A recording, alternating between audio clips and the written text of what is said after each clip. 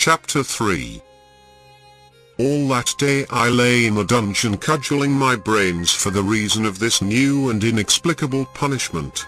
All I could conclude was that some still had lied an infraction of the rules on me in order to curry favor with the guards. Meanwhile Captain Jamie fretted his head off and prepared for the night, while Winwood passed the word along to the 40 lifers to be ready for the break. And 2 hours after midnight every guard in the prison was under orders. This included the day shift, which should have been asleep. When 2 o'clock came, they rushed the cells occupied by the 40. The rush was simultaneous. The cells were opened at the same moment, and without exception the men named by Winwood were found out of their bunks, fully dressed, and crouching just inside their doors. Of course, this was verification absolute of all the fabric of lies that the poet-forger had spun for Captain Jamie. The 40 lifers were caught in red-handed readiness for the break. What if they did unite, afterward, in averring that the break had been planned by Winwood? The prison board of directors believed, to a man, that the 40 lied in an effort to save themselves. The board of pardons likewise believed, for, ere 3 months were up, Cecil Winwood, forger and poet, most despicable of men, was pardoned out. Oh, well, the stir, or the pen, as they call it in convict argot, is a training school for philosophy. No inmate can survive years of it without having had burst for him his fondest illusions and fairest metaphysical bubbles. Truth lives, we are taught, murder will out. Well, this is a demonstration that murder does not always come out. The captain of the yard, the late Warden Atherton, the prison board of directors to a man, all believe, right now, in the existence of that dynamite that never existed save in the slippery-geared and all too accelerated brain of the degenerate forger and poet, Cecil Winwood. And Cecil Winwood still lives, while I, of all men concerned, the utterest, absolutist, innocentest, go to the scaffold in a few short weeks. And now I must tell how entered the 40 lifers upon my dungeon stillness. I was asleep when the outer door to the corridor of dungeons clanged open and aroused me. Some poor devil, was my thought, and my next thought was that he was surely getting his, as I listened to the scuffling of feet, the dull impact of blows on flesh, the sudden cries of pain, the filth of curses, and the sounds of dragging bodies. For, you see, every man was manhandled all the length of the way. Dungeon door after dungeon door clanged open, and body after body was thrust in, flung in, or dragged in. And continually more groups of guards arrived with more beaten convicts who still were being beaten, and more dungeon doors were opened to receive the bleeding frames of men who were guilty of yearning after freedom. Yes, as I look back upon it, a man must be greatly a philosopher to survive the continual impact of such brutish experiences through the years and years.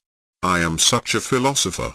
I have endured 8 years of their torment, and now, in the end, failing to get rid of me in all other ways, they have invoked the machinery of state to put a rope around my neck and shut off my breath by the weight of my body.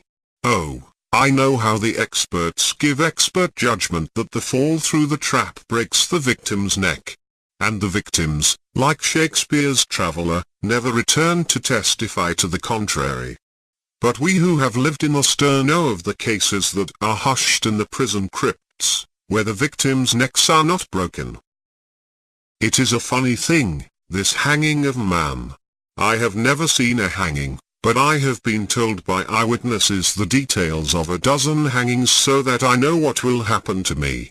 Standing on the trap, leg manacled and arm manacled, the knot against the neck, the black cap drawn.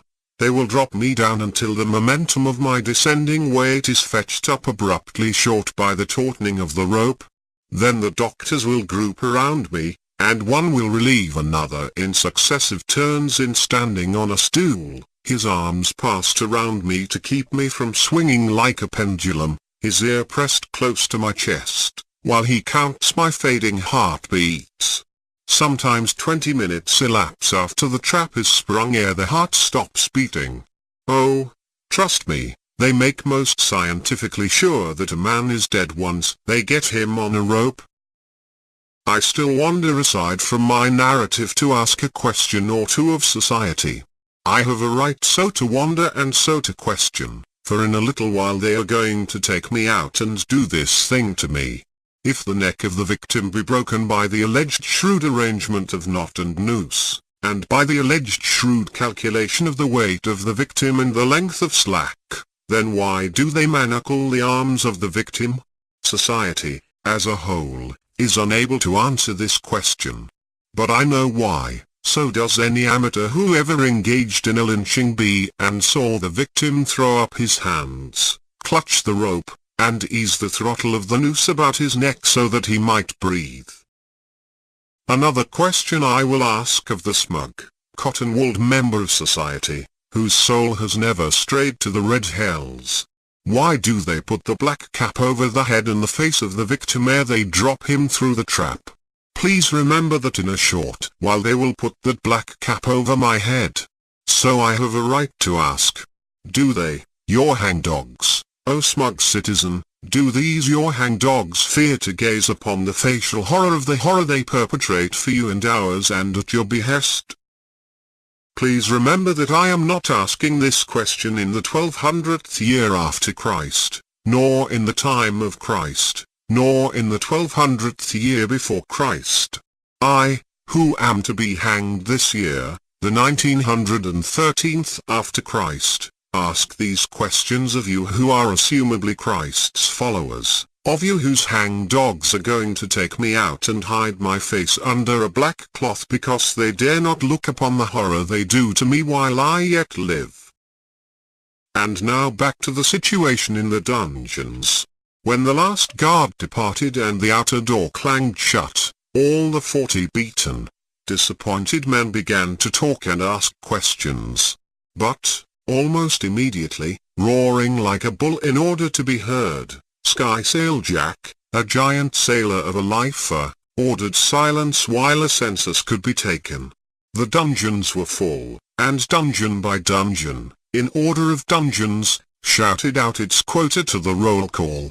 Thus, every dungeon was accounted for as occupied by trusted convicts, so that there was no opportunity for a stool to be hidden away and listening. Of me, only, were the convicts dubious, for I was the one man who had not been in the plot. They put me through a searching examination. I could but tell them how I had just emerged from dungeon and jacket in the morning, and without rhyme or reason, so far as I could discover, had been put back in the dungeon after being out only several hours. My record as an incorrigible was in my favor, and soon they began to talk. As I lay there and listened, for the first time I learned of the break that had been a hatching. Who had squealed? Was there one quest, and throughout the night the quest was pursued. The quest for Cecil Winwood was vain, and the suspicion against him was general. "There's only one thing, lads," Skysail Jack finally said. "It'll soon be morning, and then they'll take us out and give us bloody hell. We were caught dead to rights with our clothes on. Winwood crossed us and squealed. They're going to get us out one by one and mess us up. There's 40 of us. Any lying's bound to be found out.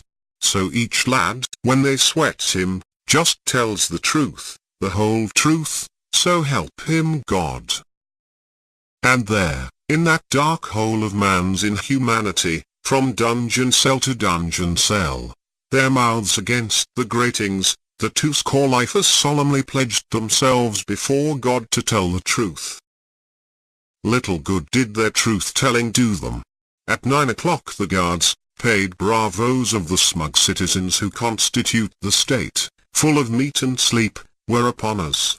Not only had we had no breakfast, but we had had no water. And beaten men are prone to feverishness. I wonder, my reader, if you can glimpse or guess the faintest connotation of a man beaten, beat up, we prisoners call it. But no, I shall not tell you. Let it suffice to know that these beaten, feverish men lay 7 hours without water. At 9 the guards arrived. There were not many of them. There was no need for many, because they unlocked only one dungeon at a time. They were equipped with pick handles, a handy tool for the disciplining of a helpless man. One dungeon at a time, and dungeon by dungeon, they messed and pulped the lifers. They were impartial. I received the same pulping as the rest. And this was merely the beginning, the preliminary to the examination each man was to undergo alone in the presence of the paid brutes of the state. It was the forecast to each man of what each man might expect in Inquisition Hall. I have been through most of the red hells of prison life, but, worst of all, far worse than what they intend to do with me in a short while, was the particular hell of the dungeons in the days that followed. Long Bill Hodge, the hard-bitten mountaineer, was the first man interrogated. He came back 2 hours later, or, rather, they conveyed him back, and threw him on the stone of his dungeon floor. They then took away Luigi Polazzo, a San Francisco hoodlum, the first native generation of Italian parentage, who jeered and sneered at them and challenged them to wreak their worst upon him. It was some time before Long Bill Hodge mastered his pain sufficiently to be coherent. "What about this dynamite?" he demanded. "Who knows anything about dynamite?" And of course nobody knew, although it had been the burden of the interrogation put to him. Luigi Polazzo came back in a little less than 2 hours, and he came back a wreck that babbled in delirium and could give no answer to the questions showered upon him along the echoing corridor of dungeons by the men who were yet to get what he had got, and who desired greatly to know what things had been done to him and what interrogations had been put to him. Twice again in the next 48 hours Luigi was taken out and interrogated. After that, a gibbering imbecile, he went to live in Bughouse Alley. He has a strong constitution. His shoulders are broad, his nostrils wide, his chest is deep, his blood is pure. He will continue to gibber in Bughouse Alley long after I have swung off and escaped the torment of the penitentiaries of California. Man after man was taken away, one at a time, and the wrecks of men were brought back, one by one, to rave and howl in the darkness.